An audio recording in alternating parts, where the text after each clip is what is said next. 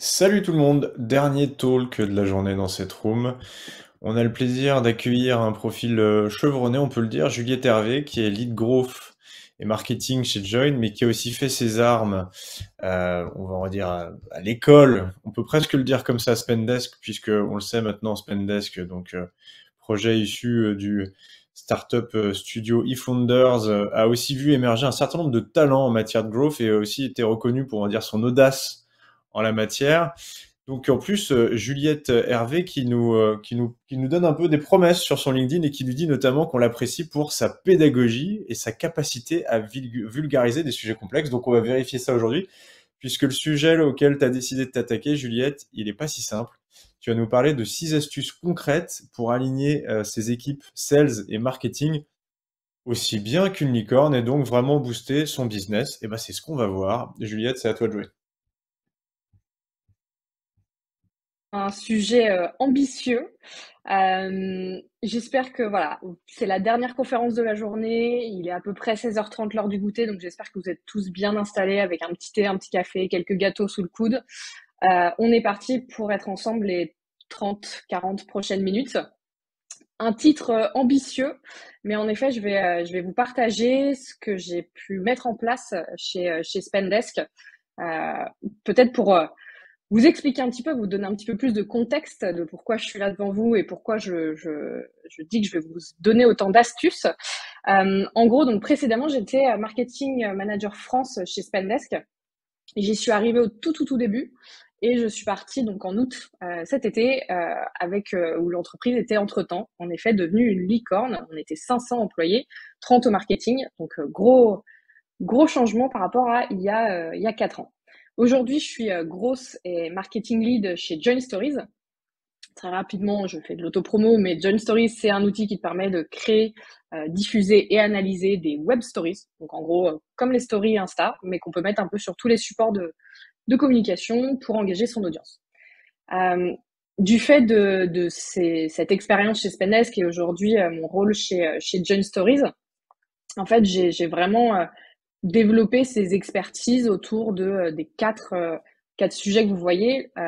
Ce point sur le all-bound, ça va vraiment être toute la réflexion que je vais vous présenter en fait aujourd'hui.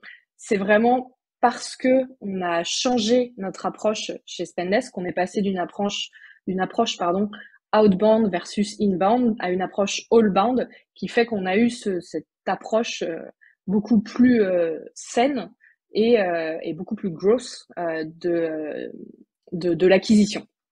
Et donc ce marketing, c'est aussi le petit nom de ce dont je vous parle aujourd'hui, l'alignement sales et marketing. Et naturellement, les sujets, tout ce qui touche de près ou de loin au marketing et aux grosses, tout ça, ça me passionne.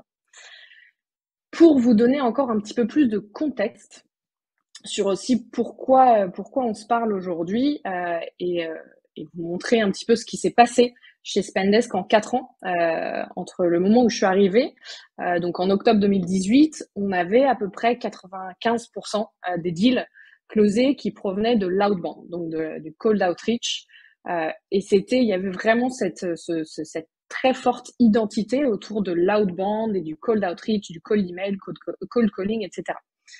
Euh, on a mis, donc, quand je suis arrivée, en place une stratégie inbound et qui a commencé vraiment à payer au bout de 2 ans. Donc, j'insiste là-dessus, c'est vraiment 2 ans de travail. Hein, on le sait, l'approche inbound prend du temps, mais les résultats sont là. C'est ce que vous allez voir. Donc, en septembre, au bout de 2 ans, on avait un équilibre. 50% des deals venaient de l'inbound, 50% des deals venaient de l'outbound. Et quand je suis partie, on avait complètement inversé la balance. On avait aussi, comme je vous le disais, changé notre manière de voir les choses. On avait plus cette confrontation, on va dire, parce que finalement, c'est aussi ça qui fait qu'il y a une telle différence entre marketing et sales, c'est que vraiment, on oppose très souvent l'outbound et l'inbound. Mais en fait, comme on a changé notre manière de voir les choses et qu'on a commencé à développer cette approche all-bound, donc cette fusion des deux, euh, et on voit qu'en fait, 85% des deals ont été influencés par le marketing. Ça, c'est un terme important. J'y reviendrai un petit peu plus tard. Mais ce terme d'influence par le marketing, je vous expliquerai concrètement ce que ça veut dire. Donc voilà pour le contexte. en 4 ans, on a complètement inversé la tendance là-dessus. Et ça a été parce que on a bien travaillé cet alignement entre l'équipe marketing et l'équipe commerciale. Donc, on va voir ensemble 6 étapes clés, enfin 6 choses très, très concrètes, hein. C'est vraiment ce que je veux vous partager aujourd'hui, c'est du très concret que vous puissiez ramener à la maison, ou en tout cas dans vos entreprises pour pouvoir l'appliquer dès demain. Dans un premier temps, je vais pas aller en détail sur le sujet des personas et des parcours de conversion parce que je vais rien vous apprendre. C'était, si je ne m'abuse, le sujet de la précédente conférence. Mais pour rappel, donc, le persona, c'est donc ce profil type de l'acheteur qu'on va avoir pour son entreprise, pour son produit ou son service. Et c'est extrêmement important, évidemment, de le développer très tôt dans sa stratégie. Sinon, en fait, sur quoi allez-vous baser cette stratégie marketing, cette stratégie grosse? Donc, c'est très important de définir ces personas. Pour ça, on va devoir se poser qui est concrètement notre cible. Il va y avoir plusieurs types de personas. Il peut y avoir une personne qui est l'acheteur et une personne qui est le user. Typiquement, moi de mon côté, enfin chez Spendesk ou encore aujourd'hui chez Join Stories, on vend un SaaS.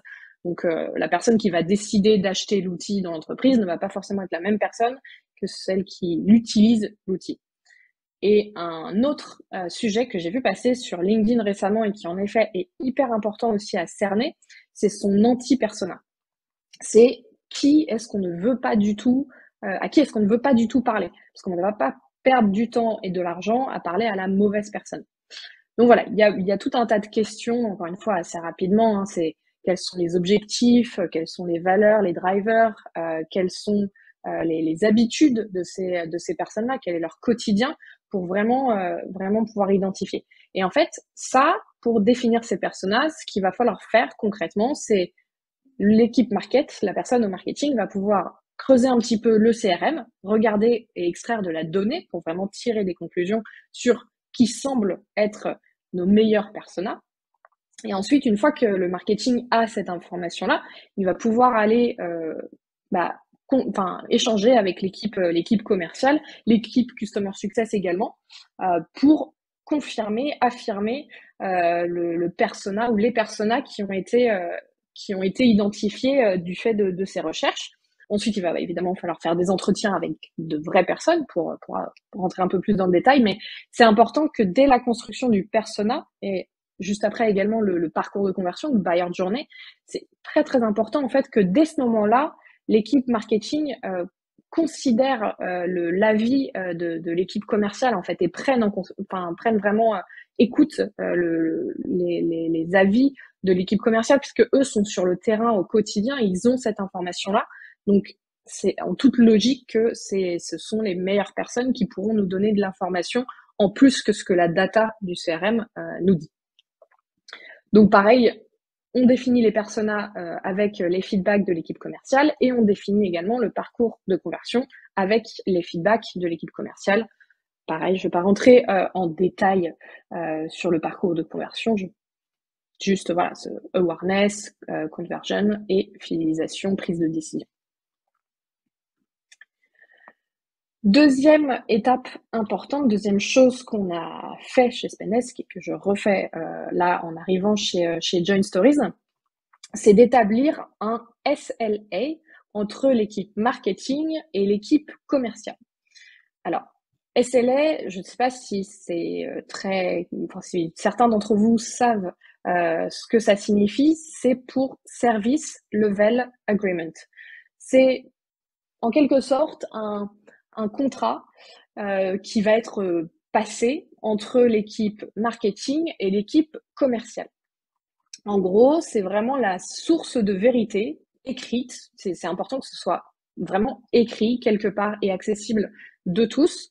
Ça va définir le rôle que chaque équipe va avoir dans ce cycle de vente avec les personas.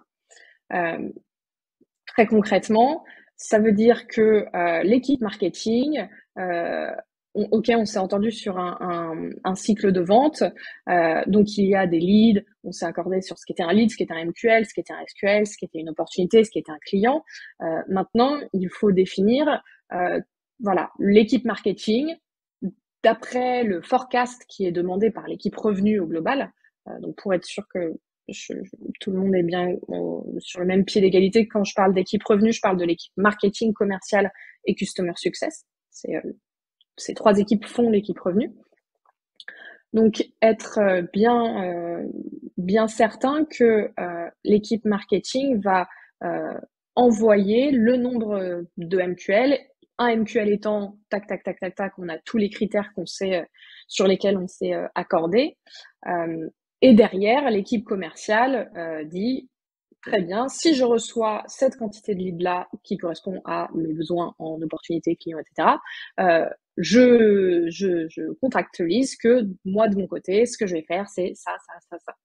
Donc, c'est très important, en fait, vraiment de lister, moi, marketing, je suis en charge de, et moi, équipe commerciale, je suis en charge de, tac, tac, tac. Donc, vraiment, c'est ça qu'il va falloir retrouver dans ce document, je me répète, mais écrit, c'est vraiment important que ce soit écrit, parce qu'en fait, c'est comme tout, si c'est à l'oral, on va difficilement, et ça va amener des conflits parce que il n'y a pas de preuve de ce qu'on avance. Donc très concrètement, en termes de SLA, chez Spendesk, ce qu'on avait mis en place, c'est que un MQL, c'était une personne qui était le bon persona, dans le bon pays, avec l'entreprise de la bonne taille. Et donc, si cette personne répondait à ces trois critères et avait demandé une démonstration, cette personne devenait donc un MQL. Une fois que le contact devenait MQL, le commercial avait 30 minutes pour recontacter cette personne, pour la rappeler. C'était un délai très court, mais c'était vraiment réfléchi. En gros, si on laisse plus de temps, première chose, c'est que la personne peut oublier, ou en tout cas ne plus penser qu'elle a fait cette demande de démonstration, et si on attend plusieurs jours, ne pas se souvenir qu'elle l'ait faite. Et deuxième sujet, c'est qu'en fait, le moins de temps vous allez laisser à la personne, ce sera du temps où elle ne pourra pas aller voir ce que fait potentiellement la concurrence. Donc voilà, c'est pour ça qu'on avait décidé de vraiment avoir un délai très court. Et en fait, c'était même un objectif de nos commerciaux, c'était de respecter ces 30 minutes. Et en fait, ça faisait partie de leur variable.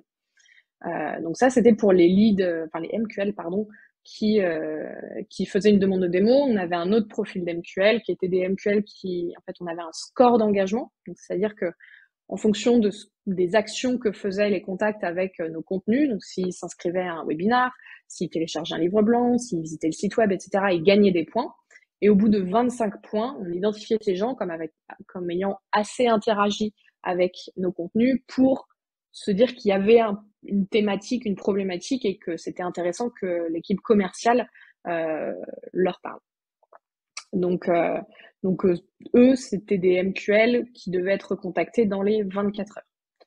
Mais donc voilà, c'était vraiment, le marketing s'accordait sur ce forecast, et on disait, on va vous envoyer ces leads de qualité, MQL, pardon, de qualité, et vous, en échange, vous nous promettez que vous les traiterez le plus rapidement possible pour booster les conversions derrière.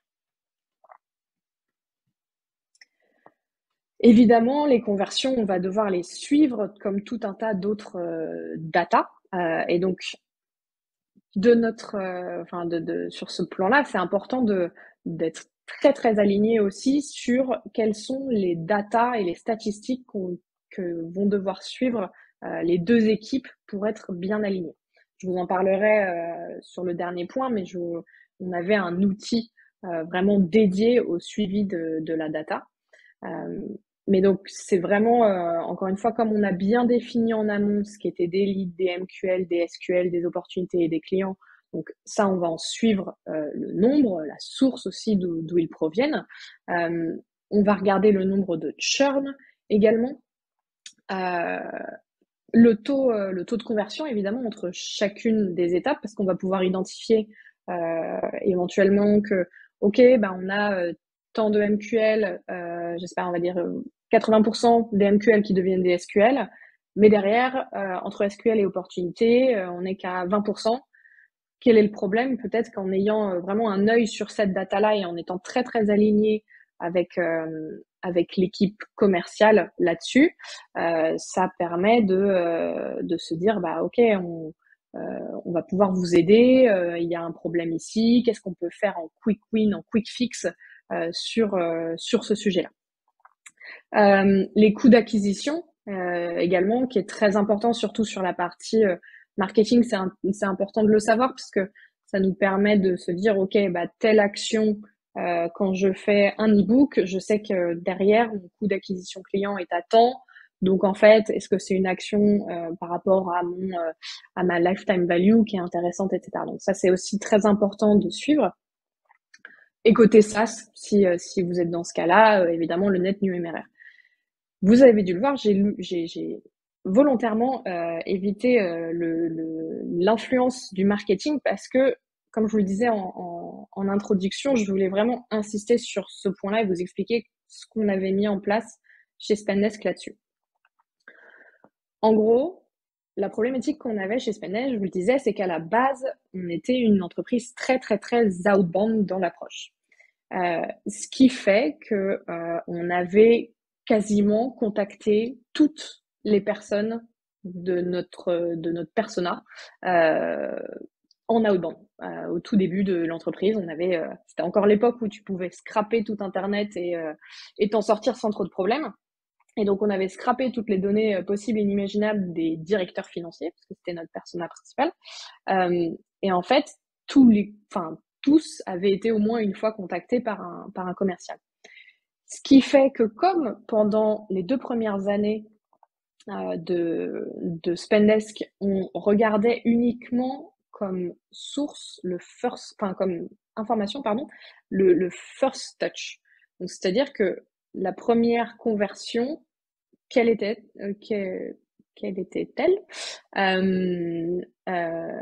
et c'était naturellement, comme ils avaient tous été contactés via de l'outbound, en fait, tous les deals étaient identifiés comme outbound, ce qui ne montrait pas du tout le pouvoir et la force du marketing dans cette approche-là. Ensuite, on s'est dit, bon, bah ok, on va faire du last touch, mais sauf que c'est parti un petit peu dans le sens inverse, et où c'était un petit peu, c'était pas du tout représentatif non plus du travail, cette fois-ci, de l'équipe outbound, parce que tous ceux qui arrivaient de l'inbound, c'était un peu comme s'ils ils arrivaient et que c'était uniquement l'inbound qui en était responsable. Et c'est là où on s'est dit, en fait, il y a un problème, et c'est qu'on peut pas juste faire d'un côté l'outbound, d'un côté l'inbound. Alors, je vous explique pas en plus les problématiques au sein même de l'équipe commerciale où il y avait les sales inbound et les sales outbound qui se battaient entre eux. Mais en fait, quand on a choisi de changer et de se dire non, en fait, on n'est pas l'un versus l'autre, on est ensemble et on apporte tous les deux de la valeur juste de manière différente et dans une temporalité qui va être différente. Et donc, avec cette approche all-bound, on s'est dit, en fait, on va regarder non pas en first touch, non pas en last touch, mais en multi-touch. D'où vient cette personne, quelles a été ses différentes interactions avec Spendesk. Et donc, c'est à partir de ce moment-là qu'on a mis en place un marketing influenced deal data. C'est qu'on a pu dire, OK, honnêtement, à la fin, c'était 85-90% de tous les deals closés avaient, à un moment ou à un autre, une interaction, au moins une interaction avec le marketing. Ça pouvait être par cliquer sur une ad, télécharger un livre blanc, s'inscrire à un webinar.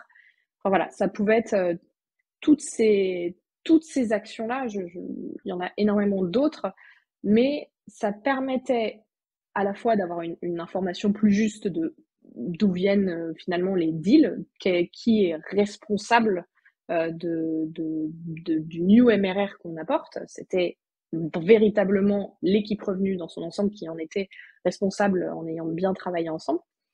Et en fait, ça a permis aussi de nous, côté marketing, pouvoir regagner la confiance de l'équipe commerciale, parce que c'était vraiment ça. Au début, c'était, enfin, je suppose, parce que pour parler avec d'autres marketeurs, c'est un peu la problématique partout, mais souvent, comme chacun a un quotidien extrêmement différent, à une timeline, le marketing c'est plus long terme, le sales c'est très chaque mois je dois faire mon objo et mon variable et machin, etc. Donc les deux équipes n'avaient aucune confiance l'une dans l'autre, ne se comprenaient pas, et autant vous dire que j'ai entendu des noms d'oiseaux sur le marketing, ce qui est assez vexant, et surtout voilà, quand on nous demande de faire quelque chose et d'avoir un impact tout de suite, bah, devoir expliquer en fait que c'est pas comme ça que ça fonctionne. Mais le fait, et je termine sur ce point de la data, le fait d'avoir ce marketing influenced deal, cette data, nous a permis de leur montrer, mais regardez, en fait, vous avez fait le travail, on a complété, et en fait, ensemble, on a closé ce deal. Peu importe, le fait est qu'on a closé un deal, et c'était en apportant de la valeur des deux manières. Elles sont jumelles et pas ennemies. Donc voilà, très important de s'aligner sur la data et sur le wording aussi du quotidien de chacun. Sujet également, le fait de créer un sales playbook. Alors, un sales playbook, qu'est-ce que c'est? C'est une ressource qui permet de bien promouvoir chaque asset premium créé par l'équipe marketing. Exemple très concret, chez Spendesk, chaque fois que je sortais un livre blanc, je préparais avec lui un sales playbook. Donc, dans ce sales playbook, il y avait un résumé de l'ebook, les datas un petit peu clés de l'ebook, un lien vers la landing page, également un lien vers le PDF, parce qu'on sait que dans une approche outbound, on essaye de pas trop mettre de formulaire avant d'accéder au contenu. Donc voilà, les sales avaient le choix de pouvoir partager ou la landing page ou le PDF en direct. Il y avait également des ressources en lien avec le sujet du livre blanc. Et également, je terminais toujours avec un modèle de post pour que eux puissent publier sur leurs réseaux sociaux s'ils le souhaitaient, pour faire la promotion du livre blanc, ou bien un template de mail pour pouvoir relancer une conversation avec un prospect qui n'avait pas forcément donné de nouvelles, ou en tout cas avec qui ils avaient eu un échange voilà, il y a un certain temps. Donc vraiment, ce sales playbook, ça va les aider à vraiment avoir tout le cœur de l'information facilement, et en fait, eux auront toutes les infos qu'il leur faut très rapidement, et bah, côté marketing, du coup, la ressource sera beaucoup plus utilisée, et la valeur il y aura beaucoup plus de valeur qui sera apportée aux clients. Parce que il faut savoir, et même c'est des sales qui me l'ont dit, que eux sont feignants et ils ont 12 000 trucs à faire, et si c'est pas accessible rapidement, facilement, bah en fait ils vont pas utiliser les ressources. Donc il faut toujours penser à ça aussi, c'est que le sales lui il vit au mois, c'est le mois, les objectifs, etc. Donc il faut que tout le temps qu'il ne passe pas à faire des calls ou faire des démos, faut que ce soit du temps vraiment très très très très bien utilisé pour apporter un maximum de valeur et l'aider à closer plus de deals. Donc voilà, ces sales playbooks, c'était hyper hyper important aussi pour aligner nos deux équipes. Avant-dernier point, c'est le fait de mettre en place les bonnes routines. Ça, c'est pareil, un point extrêmement important que je n'aurais pas pu avoir de tels résultats chez Spendesk si on n'avait pas eu les bonnes routines en place. Ce qui est important, c'est vraiment, il y a des routines formelles, des meetings récurrents, et il y a des routines informelles. Pour commencer sur les routines formelles, très concrètement, chez Spendesk, je participais tous les lundis matins, il y avait un sales kick-off. Et j'étais à ce sales kick-off, ce qui permettait plusieurs choses. C'est que si j'avais un sujet marketing, bah, je pouvais prendre la parole et leur présenter. Si je sortais un nouveau livre blanc, un nouveau webinar, un nouveau témoignage client, etc. Et même si j'avais rien à dire, déjà, ils me voyaient, ils savaient que j'étais là pour eux, que je les écoutais. Et en fait, moi, ça me permettait d'avoir l'information aussi de leur quotidien, quelles étaient leurs problématiques du moment. Euh, quel- Toutes les semaines, il y avait un commercial qui racontait qui partageait comment ils avaient bien ou closé tel deal ou quelles erreurs ils avaient fait sur tel autre deal qui n'avait pas closé. Donc, ça permettait vraiment d'identifier aussi pour moi, en tant que marketeuse, d'identifier des sujets de contenu qui n'existent potentiellement pas encore. Et du fait que eux remontent les problématiques, je pouvais identifier et mettre l'équipe marketing à la création de ces contenus potentiellement manquants qui étaient vraiment dommageables pour les sales. Donc il y avait le sales kick-off, il y avait aussi toutes les semaines, toutes les 2 semaines, on faisait un point avec vraiment les team leads cette fois. Donc j'étais avec les responsables AE, responsables BDR, responsables SDR et le country manager France. Également une personne de l'équipe Ops, opération. Donc où on se réalignait sur OK, ça c'est le forecast, voilà où on en est. Est-ce qu'on est en retard? Est-ce que tout va bien? Quelles actions sont à mener? Enfin, vraiment, ça nous permettait de discuter un petit peu plus sur la stratégie high level à mettre en place et les actions à mener en quick win pour améliorer si ça allait pas. Et moi, ça me permettait aussi de leur présenter un petit peu les prochains sujets et que eux puissent faire redescendre l'information derrière à leurs équipes. Évidemment, j'ai changé énormément avec le team lead inbound. Parce que bon, mine de rien, c'était quand même avec les sales inbound que je traitais le plus au quotidien. Donc avec lui, c'était les day-to-day problèmes à régler, les feedbacks de l'équipe, etc. J'avais également en fin de mois un meeting que j'organisais qui était donc le all-bound meeting, qui était un point où on faisait une rétro sur les projets qui avaient été menés, les campagnes qui avaient été menées côté marketing sur le mois passé. On regardait par rapport aux targets qu'on s'était fixés, qu'est-ce qu'on a atteint, et j'avais un temps également où on essayait d'identifier des learnings de ce qui n'a pas fonctionné, qu'est-ce qu'il faut qu'on change la prochaine fois. Et la deuxième partie de la réunion était sur, OK, le mois prochain, quel est le forecast? Du coup, quelle action on va mener? Quelle campagne on va mener? Chaque campagne, combien on estime que ça va nous rapporter de MQL, etc. Donc ça permettait vraiment, et encore une fois, ça c'était avec les team leads et le country manager France pour que tout le monde puisse avoir l'information et que eux puissent faire redescendre l'information à leurs équipes. Et pour finir, chaque quarter, on faisait exactement le même principe, rétro du quarter et présentation de la roadmap pour le quarter à venir. Et dans les routines informelles, et ça je ne peux que vous le recommander, mais 1000 fois, allez vous asseoir avec l'équipe sales. Honnêtement, c'est ce qui, moi, m'a le plus aidé à faire que il y avait une bonne compréhension parce que je comprenais leur quotidien, une confiance aussi, et une meilleure collaboration. En fait, ils me voyaient, j'étais présente physiquement. Ils savaient que s'ils avaient une question marketing, j'étais disponible pour les aider, pour y répondre. Donc en fait, c'était vraiment mon objectif, c'était d'être la personne référente pour eux, leur point de contact marketing. Et s'il y avait le moindre sujet marketing, ils savaient que j'étais la personne.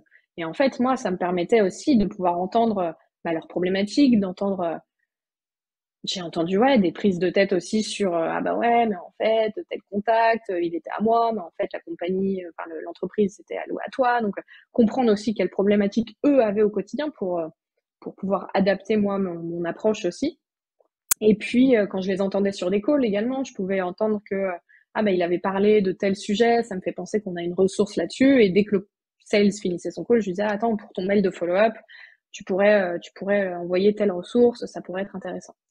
Donc, ou participer même au call directement. Ça peut être un vrai plus d'avoir une personne. Soit vous le faites en shadow, donc la personne ne sait pas qu'il y a une autre personne dans le call, soit même être directement dans le call la personne du marketing. Ça peut avoir un intérêt. C'est quelque chose que j'ai fait aussi par le passé chez Spandesk. 17h10, j'espère que vous êtes toujours là, toujours à fond. On arrive à la dernière étape qui est Tu sais quoi? d'avoir les bons outils. Il y a des Oui, questions, il y a vraiment des signes de vie. Donc, je pense que les gens ont entendu ton conseil et qu'ils ont magnifique. sans doute croqué dans un petit écolier. D'ailleurs, j'en profite pour pousser deux questions avant qu'elles soient trop datées. Ouais. Alix qui nous demande, j'ai toujours du mal avec la notion d'opportunité possible d'avoir des précisions. Et Alix qui nous demande aussi comment faire remonter ou mettre en place des outils pour les perfs de marketing influence data. Et Thomas d'ailleurs qui nous dit que lui aussi il est toujours chaud, il est toujours bien là. Alors les deux questions, Magnifique. notion Les deux d'opportunité, questions. comment faire? Voilà. La partie opportunité, elle est en effet assez compliquée. Moi, c'est surtout, j'ai eu du mal pendant longtemps à faire la différence SQL et opportunité. Ça a été un vrai sujet chez Spendesk de c'est quoi un SQL Sales Qualified Lead versus une opportunité. Franchement, c'est à définir avec tes commerciaux. Eux, justement, ils sont incentivés sur les opportunités qu'ils vont créer.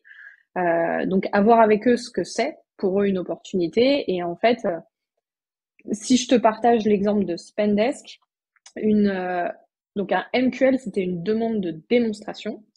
Un SQL, c'était les commerciaux qui avaient dit, OK, en effet, c'est bien la bonne personne à qui on veut parler, parce que des fois, il y avait des petits spams qui passaient malgré les filtres. Et une opportunité, c'était, on a eu la personne au téléphone, on a identifié qu'il y avait un besoin et on a booké une démonstration vraiment avec un account exécutif. Pour nous, c'était ça une opportunité. Après, c'est vraiment en fonction de... C'est souvent ton équipe commerciale qui va pouvoir te dire vraiment en détail. Et ça, c'est comme ce que je disais au début, en fait. C'est vraiment à l'équipe marketing et commerciale de s'aligner sur ce que c'est une opportunité, quels sont tous les critères vraiment d'une opportunité. Et pour la question sur la data, justement, c'est le dernier sujet que j'allais aborder sur les outils. De notre côté, on utilisait Looker, qui est un outil de DataVis qui te permet en fait de connecter tous tes outils. Et ça permettait en fait de vraiment avoir tout le monde sur le même pied d'égalité. On regardait tous les mêmes dashboards, on regardait tous les mêmes data, et ce qui favorisait encore une fois la collaboration et la compréhension des deux équipes. Merci beaucoup. Et voilà, et donc Alex qui réagit en disant en effet, même souci entre SQL et opportunité, mais donc il a bien noté ton retour. Ok, je te laisse continuer. Magnifique.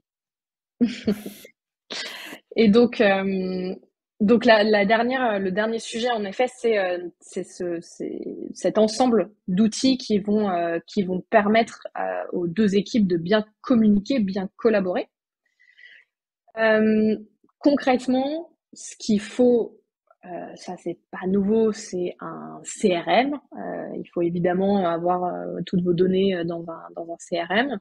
Il y a cet outil de DataVis dont je parlais.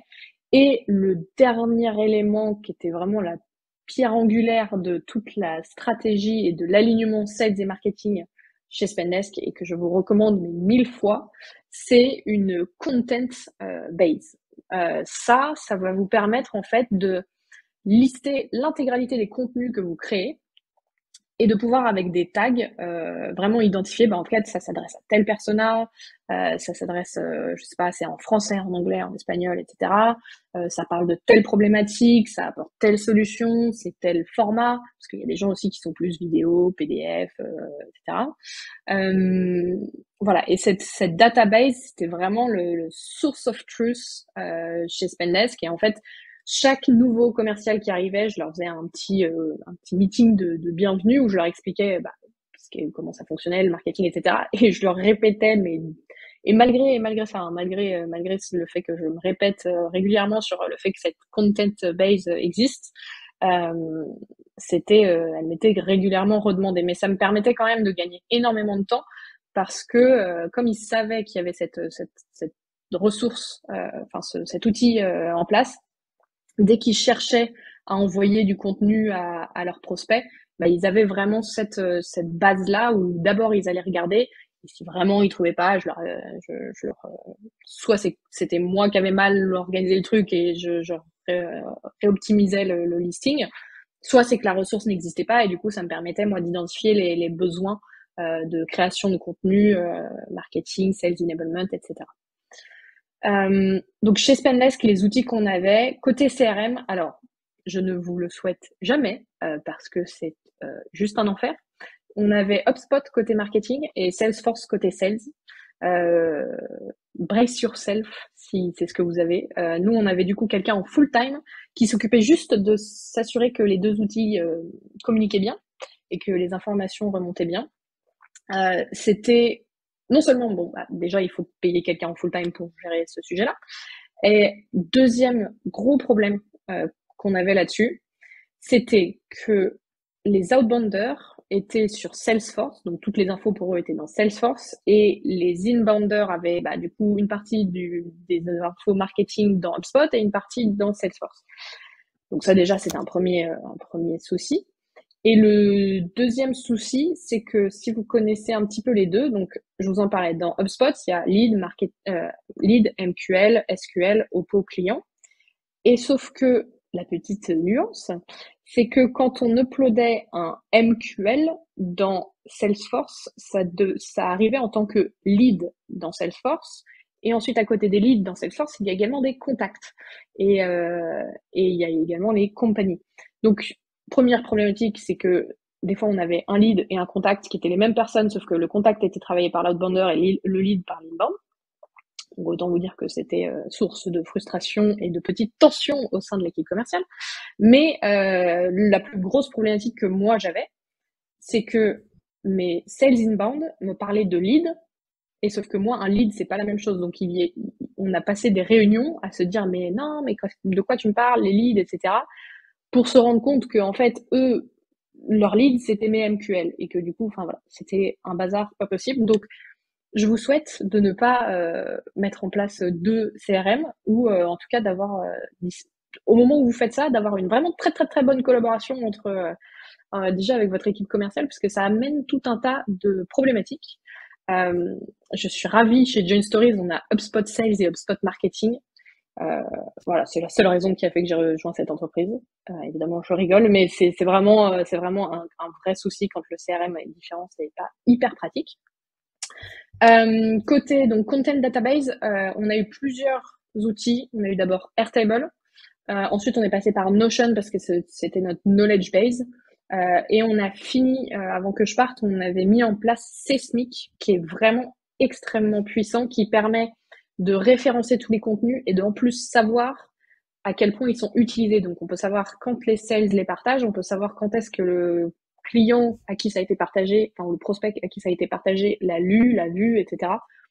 Extrêmement puissant, qui permet de vraiment optimiser, de voir quels contenus sont pas du tout utilisés, de rappeler aux sales de les utiliser et de voir à quel point ça plaît aux prospects en termes de consommation du contenu. Notion, c'est là où je mettais tous mes sales playbooks. Et Looker, je vous en parlais, et Mojo pour la partie enregistrement des calls. Et pour pouvoir, moi, réécouter, je me faisais une routine régulièrement aussi pour écouter des calls de l'équipe commerciale. Juliette, on a une question Voilà pour de ces... Oui. Juliette, on a une question de Thomas sur le scoring des MQL qui nous demande si tu peux nous partager justement des exemples de scoring, notamment en fonction de leur comportement, s'il te plaît. Tout à fait. On avait 3 scorings sur HubSpot. On avait d'abord un spam score, c'est-à-dire que les contacts perdaient des points s'il manquait des informations ou si les informations étaient mauvaises, typiquement si on n'avait pas le mail ou si c'était un mail perso ou si le mail avait bounce. C'est toutes ces informations-là, on perdait des points. Donc chaque fois qu'il manquait une info, il y avait des points en moins. Et donc l'objectif était de remonter à 0 de spam score. On avait ensuite un feed score qui était là basé sur est-ce que c'est le persona parfait ou est-ce que c'est un persona bien mais pas parfait ou est-ce que c'est pas du tout notre persona. Donc typiquement, si pour Spendesk, si tu étais un DAF d'une boîte de 150 employés en France, bah, tu étais un top persona. Si tu étais un manager de la même boîte, bah, tu es un moyen persona parce que tu peux être un sponsor, tu peux être un peu ambassadeur si tu trouves le tool cool, mais c'est pas toi qui va décider de l'acheter. Et par contre, je sais pas, si tu étais alternant dans une boîte de 10 000 collaborateurs en Chine, bah t'es pas du tout notre persona, donc du coup, tu avais un fit score de 0. Et le dernier score qu'on avait, et ça revient sur le marketing influenced data dont je parlais tout à l'heure, c'est le score d'engagement. Et en fait, on avait des points en fonction des actions qui étaient prises. Donc, si tu demandes une démo, c'est 25 points. Et en fait, le score d'engagement, l'objectif, c'était d'arriver à 25 pour devenir MQL. Donc, naturellement, si tu faisais une demande de démo, tu avais 25, comme ça, directement, tu devenais MQL. Mais dans ce qui donnait des points, c'était je me suis inscrit à un webinar, X points. J'ai participé à un webinar, X points. J'ai visité la page pricing, X points. J'ai cliqué dans un mail marketing, X points, etc. Et évidemment, chaque action avait un nombre de points différents. Typiquement, je participe à un webinar, c'était 15 points. Je télécharge un livre blanc, 10, et je clique dans un email marketing, c'était 3. Et comme ça, en fait, plus les personnes prenaient des actions et engageaient avec nos contenus, plus ils gagnaient des points. Et c'était là où, en fait, on avait 2 types de MQL différents. On avait d'un côté les MQL, ce qu'on appelait Ready to Buy, ou RTB. Donc ça, c'était les demandes de démo ou les contact sales. Des gens, vraiment, ils ont dit, on veut en savoir plus sur Spendesk. Et on utilisait ce engagement score et le fit score pour identifier des MQL OTT, Open to Talk. Ils avaient tellement interagi avec nous, ils avaient gagné 25 points par le biais de plusieurs actions. Et on s'est dit, ok, tu n'as pas directement dit que tu étais intéressé par Spendesk, mais en fait, tu as tellement interagi avec nos contenus qu'il y a très certainement quand même une problématique chez toi. Et du coup, l'approche des sales était plus conseil et moins sales, en fait. Et ça, c'était aussi c'est pour ça qu'on gardait ça côté inbound, parce que les sales inbound réussissaient plus facilement à avoir cette approche qualitative et consultative pour ces leads-là. Parfait. Grand merci Juliette. On va s'en tenir à ça pour aujourd'hui. En tout cas, une chose est sûre, c'est que la promesse a été tenue sur le fait qu'on apprécie donc chez toi ta capacité à vulgariser des sujets complexes.